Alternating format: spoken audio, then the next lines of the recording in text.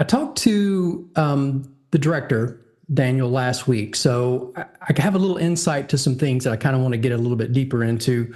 But first of all, we talked about Succubus as a whole. I mean, this movie's about this female demon who lures guys in, kind of like an incubus, but she has to have the easiest job ever because, I mean, most guys with a wink and a compliment, and we're in, as we kind of almost see Chris do. Rachel, I mean, if you were a succubus, I'm not saying you are, not saying you're not. What would you think your tactic would be? Because we kind of see what Adra does through this to lure Chris in. And I know a lot of this we're going to get into was you sort of, doing your own shots and stuff. But as you got into the mindset of what a succubus would do, what were some of the things you think that they would pull from? I know that was a long question. I'm sorry. It's probably 15 Yeah. minutes ago. Yeah, I mean, I think it's all about finding those weak points in the person that you're after. So, like she tries the seduction, which is obviously going to cast a pretty wide net that's going to work on a lot of people. But, for Chris, his particular character, he also is like a really nice guy. And so she finds like he would probably be really sucked into this if I could get him to help me because he's going to want to help me and connect on that level. He's not just here for the sexual thing, he wants a real connection. So, yeah, I think, adapting to whatever those weak points might be in that person. Yeah, and that's a good point because there's another character, Eddie, who's kind of the polar opposite of Yeah. Chris. And so the tactics for him would be a little bit different, I guess, from that perspective. Yep. And Chris, she does mention that your character, we do root for you. There is something about just maybe it's just your personality coming out on screen, but it's very endearing where you immediately want Chris to find some peace and find some joy, to be reconciled with his family. But at the same time, it's like, oh, dude, I mean, everything you do, it's sort of like we sort of cringe a little bit at the decision making. Going into this, did you play it from the nice guy or just the naivety of your character? Or how did you get into the mindset of what Chris was going to do? I think you've really tapped into a lot of what Daniel and I talked about was Chris does need to be our protagonist. So in many ways, he can't be good at this. He can't be slick at this. He in many ways is actually seeking connection more than sex. He's actually a very lonely character. And I think his very first time he ever gets to FaceTime with Adra, he actually just really opens up to her and is incredibly vulnerable. And we're seeing a character that is constantly balancing a level of loneliness and a level of shame. And I think what is so heartbreaking is that he actually has a great community around him. His mom reaches out, his best friend is reaching out, for better or worse. And then his ex-wife and him are trying to figure out what this new normal might be and if there is a life for them on the other side of this. But again, like many of us, the easier thing to do, the simpler thing to do is to instead look for something else, something better, something different online. And in many ways, I think this is really reflective of so many of us that are seeking something digitally when we're in some ways kind of ignoring what is in our physical realm. Yeah, and there's something about the world we live in with now as we're getting into AI and what do you trust on the other side of a screen, period. But even when the internet and social media and dating first started, there was that fear of what is really on the other side? Who am I really dealing with?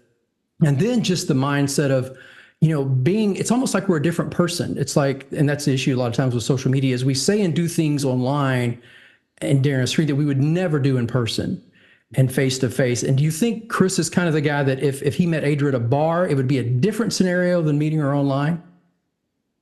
I don't know that Chris would ever have the confidence to go up to someone at a bar. I think in some ways what we are witnessing is this emboldenedness of what he's willing to do online. I mean, the first thing he does is click on that link. Why would you click on a random link that you don't know? Like, there's so many faux pas that he does through his own ignorance and his own kind of bumbling through how he's even supposed to engage with this media. And I think that can in some ways let us feel kind of sympathy for him. He is really a victim of his own choices and his own consequences by just kind of fumbling the ball so many times on his path through this story. And he ultimately really succumbs to the worst of it. Absolutely. And Rachel, Daniel and I talked a little bit about your audition. and the fact that you almost auditioned sort of like Adra's character would be, like through a screen. Talk a little bit about that process and how you prepared for that audition. And did you just go in and do what you thought Adra would do, or were there certain aspects of your audition that you felt like, this is probably what the character would feel like? Yeah, I mean, I read the whole script and I just tried to kind of get an idea of what I was feeling because I didn't have the opportunity to be there with anyone. So I was a little nervous on that. I was like, oh my gosh, I really want this role. So yeah, I just kind of tapped into, what we talked about earlier, like how would I go about that? Like what would be the way to do it? And with Chris, it's like me being vulnerable and scared. Yeah. Now you just mentioned really wanting the role. What is it? Is it about just because I mean, there's a lot of characters that you can play in normal day life that you could live in normal day life. Was it the aspect of just playing this other entity, or was it the social aspect, the seduction? What was it when you said you really wanted this role? What was it that first said, I mean, I got to have this? I mean, I think to me, it was just a really cool opportunity. I'm not always in LA, just, auditioning all the time. So when something comes to me, I want to try to take that opportunity. And I was also just really at a time in my life where I was curious to try playing in that dark side and just challenge myself on a new level. I think there's just a lot there to kind of get to tap into that rage and do it in a way that's actually like constructive and get to make a movie with that. It's really cool. Was it as fun as you thought? I mean, do you see yourself like, man, I think I'd want to kind of pursue this path even in other roles? Or is it like one and done, like, ooh, that was fun, but yeah, I'm not going there again? It was it was really fun in a lot of ways and very satisfying, like especially seeing the whole thing done. But there was also some scenes where I was like, wow, whew, that was intense. Got to kind of brush this off a little. Right, right. Which, and again, it came out on screen because it has to be difficult. I mean, for both of you to interact and have chemistry with somebody you're not really in the same room with, to be able to feed off that energy and bring a real organic feel. And I felt like we were doing that. We're almost like a fly on the wall watching you two interact across screens. Just talk a little bit about preparing for that and how that was different and some of the hurdles of getting past that compared to just, having a dialogue face to face. Sure. I mean, I feel like in some ways this is bringing the kind of classic and traditional cinematography models of, kind of like long static shots, almost like a play being filmed. But we just happened to be motivating camera, and Dan really wanted to keep putting a screen between us, even though we were rolling for, 5, 10, 15, 20 pages, moving through our own little personal spaces in isolation. But I would almost say that we've got a visual vocabulary for this now, as we're talking through Zoom right now, and people know in some ways what it is to transmit a version of themselves through screen and kind of connect through screen. But I would almost say it was more awkward and different and cool when Dan started putting those screens between our physical selves. So when Rachel and I are having these very embodied, intimate scenes, we're still holding phones or the Alexa camera and actually like being the cinematographers in certain moments, even though we're having these what are supposedly very kind of intimate choreographed scenes together. So I think that was the real new exciting component of this particular performance. Yeah, and Rachel, if you want to feed off that, because Daniel did say that he was really impressed with both of you, but he said some of the shots you had, especially because of the angles you would have to get, because you're hiding your face, you're not really showing your full self to Chris, and some of those come off really, really good. Just talk a little bit about your process in shooting some of those. Yeah, I mean, I think I had a really cool, background with social media and super comfortable with filming myself. I'm very used to doing that. So just depending on whatever the scene was about, I kind of got to choose how to tell that story on my own. So yeah, it was a really fun process, and I'm very used to almost acting just into a camera by myself because of modeling and things that I do on social media. So it came pretty naturally. The harder part was just like doing that also with other people around and memorizing lines and all those things. But it was really fun. Cool. Now we kind of know Adra's point of view from this and her final end goal. But Chris, there are times too when we see you interact with your wife who you're divorced or separated. So there's this issue and you've got your son there. From that aspect of just removing yourself from the online stuff and just talking about Chris's progression of his marriage, it seems like there's a part of him, and we don't really know 100%. We get some clues to why there's a separation and why there's that angst a little bit. But talk a little bit about his mindset as far as when it comes to his wife. And it seems like he's torn between, yeah, I want to go out here and have some fun, but I still would love reconciliation.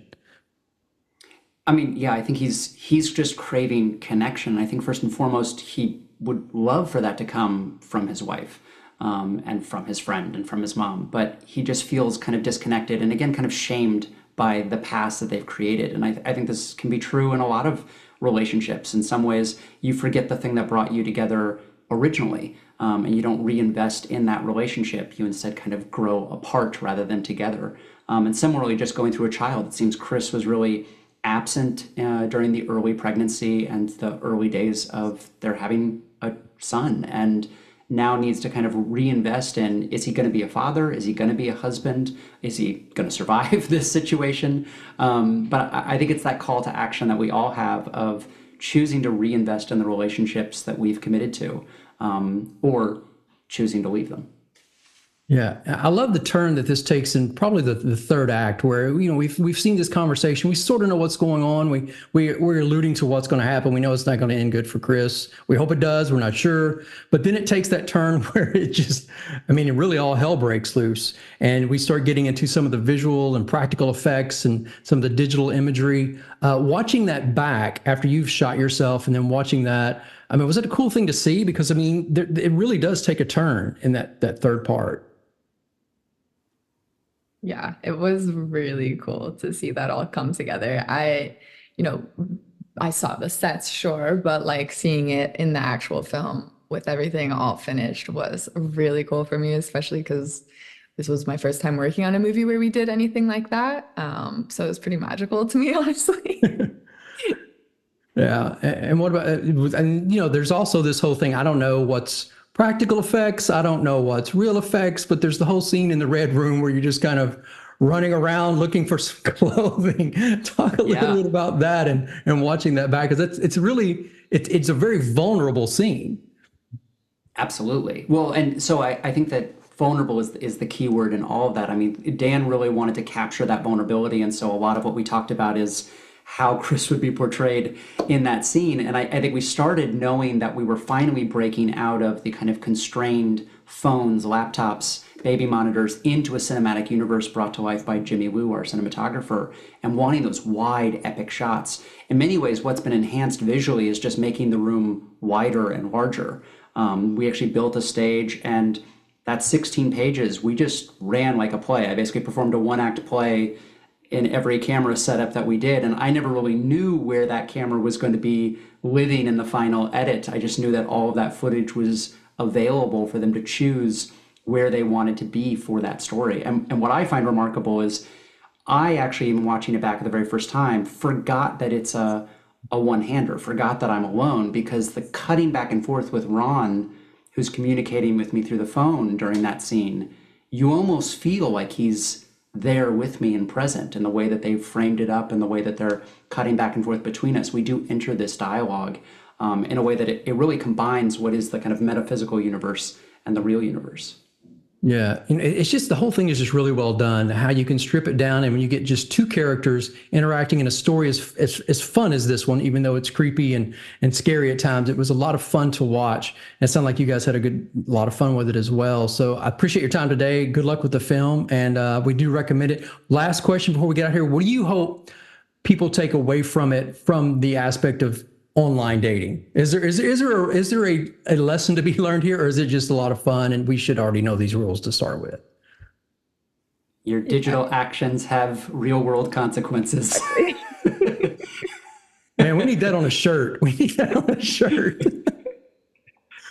Yeah. What about you, Rachel? Is there something you think that people should learn from this, maybe, or is it just, let's just have some fun, call it a day? I mean, of course, it is a really fun movie, but also I just second what I almost called you Chris, what Brendan said. That's right. That online behavior can definitely leak into our reality. Yeah, absolutely. Just be safe out there, kids. Just be smart. That's all the bottom line. All right. Well, absolutely. Well, again, thank you so much for your time. I appreciate the film, and I look forward to seeing more from both of you. Thank you. Great. Thanks, Take Matt. care. You betcha.